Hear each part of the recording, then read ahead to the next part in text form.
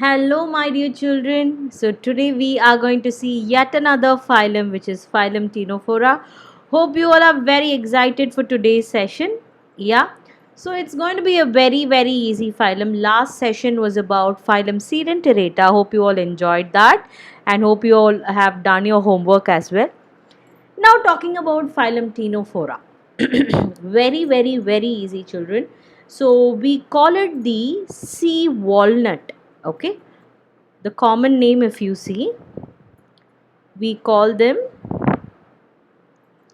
sea walnut, or you can call them comb jellies. Comb jellies.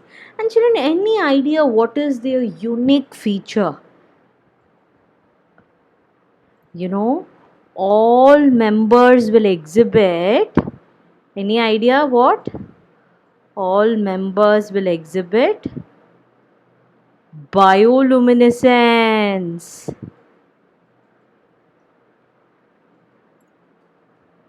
Okay, they all will exhibit bioluminescence, right? The twinkly nature, right?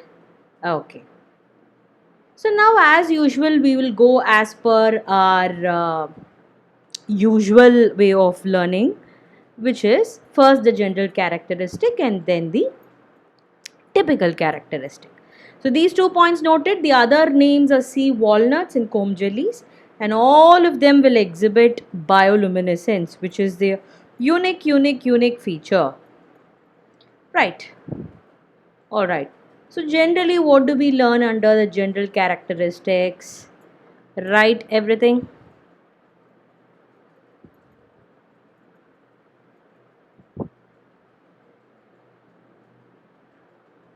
Okay. First, habit or habitat. Then body organization. Then body symmetry, then body coelom,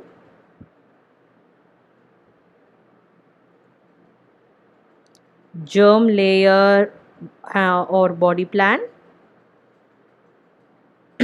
Sixth one, segmentation. So talking about habitat, right?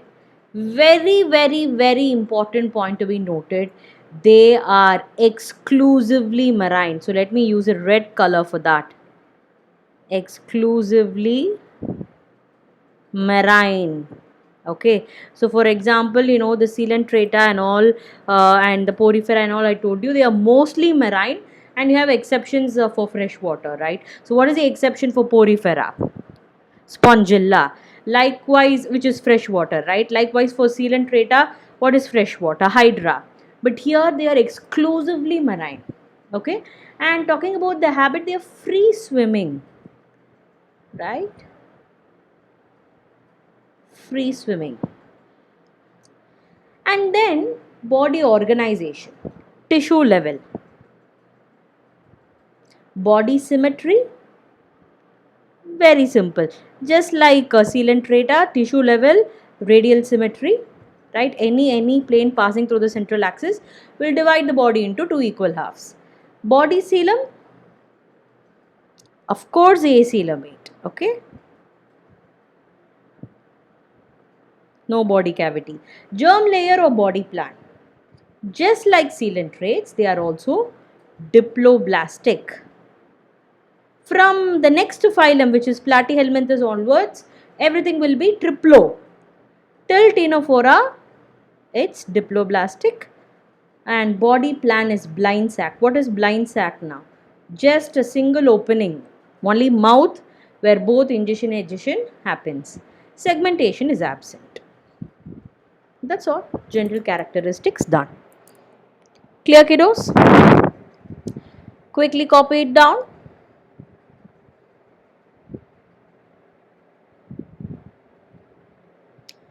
Now, I'm going to make a small diagram so that you people can visualize it.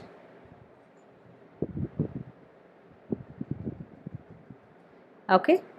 So now we are going to see the typical characters.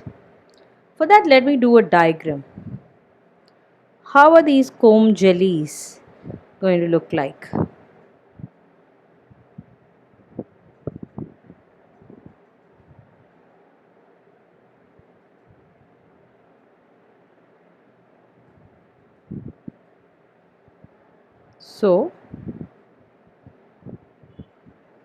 So these blocked sides, no, nothing but they are closed, closed anal pores. This is the mouth. Okay, and here you can show tentacles. What are these? Tentacles.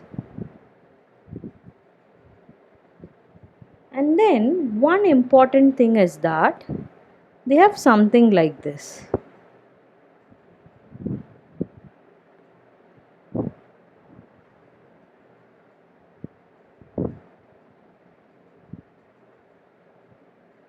Count the number, children.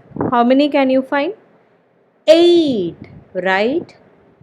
So one important feature here is they have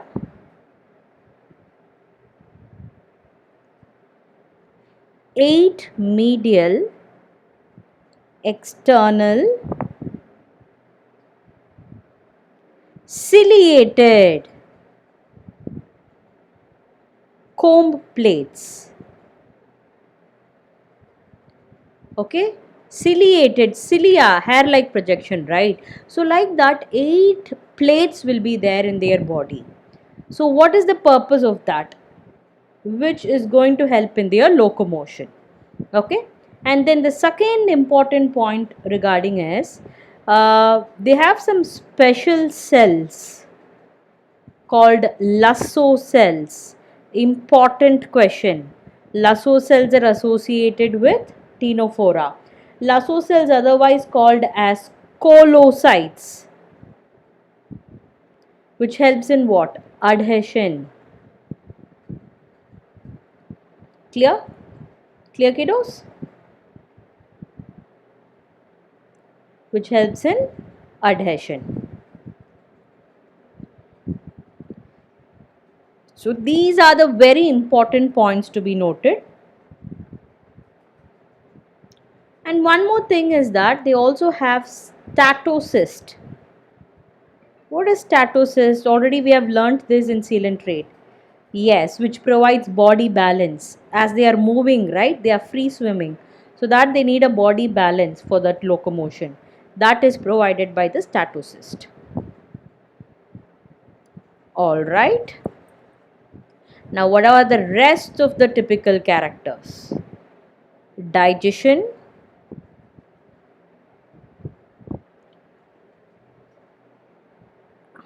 respiration, excretion, circulation, nervous system and sense organ, and then reproduction, fertilization and development. Finally, the examples.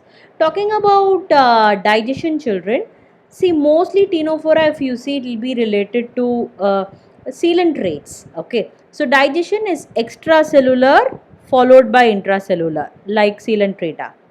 Extracellular, first outside they will break the food and then they will absorb it and internally digestion will happen. Extracellular followed by intracellular. Then respiration. All of this respiration, excretion and circulation, general body surface. GBS means what? General body surface. Nervous system and sense organ, if you see, they have apolar, that is primitive neurons. Primitive neurons. Even coelenterata has this. Okay, if I have missed this point in coelentrates, add that. Nervous system and sense organ, even in coelenterata, is also primitive neurons, which is they have apolar neurons. Okay. Yeah, for sense organ, if you want, you can also mention statocyst. It's providing body balance, na? So you can say that. Reproduction. Very, very, very important. For Ctenophora, you have to remember two things. One is they are exclusively marine. Likewise, reproduction, only sexual reproduction. Only sexual. So far, Porifera, Coelenterata, both sexual, asexual, right? But here, only sexual reproduction takes place. And one most important thing is that they are hermaphrodites. What is meant by hermaphrodites, children? Hermaphrodites. They have both male and female sex organs in the same body. So remember this keyword HMB. What is HMB? H, hermaphrodites. What is the meaning of MB? M means monoecious. B for bisexual. Okay? Monoecious means what? A single body will have both male and female sex organs. Bisexual. Mono is standing for a single body which has both the sexes. Bisexual. Both male and female. That is called hermaphrodite. So it's a small key element to remember what is meant by hermaphrodite. They are monoecious and bisexual. A single body will have both male and female sex organ. That is the meaning of monoecious. Single body itself will have. Okay, the opposite of monoecious is dioecious. Dioecious means two separate body will have male female sex organ separately. Okay, so we call them unisexuals. Dioecious, unisexuals. Here monoecious, bisexual. Okay, fertilization is external fertilization. Development is also indirect, which means they have larva. So I always say whenever there is a larva involved, you have to know the larva names, right? So let me write that also. Children, copied? Fast. You can even pause the video and write whatever you want.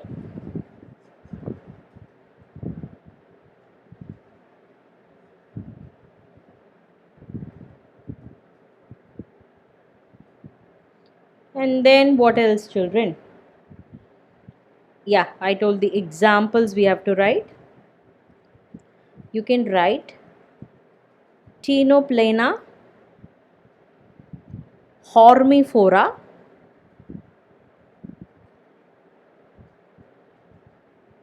and then Pleurobrachia. Pleurobrachia is one famous example, okay? And one larva name I'll tell you. For Pleurobrachia, the larva name is Sidipid. Okay, important, 1 mark. That's all. Very simple, right?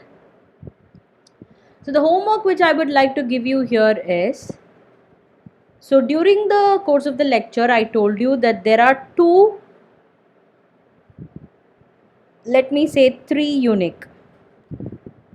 unique points regarding Ctenophora.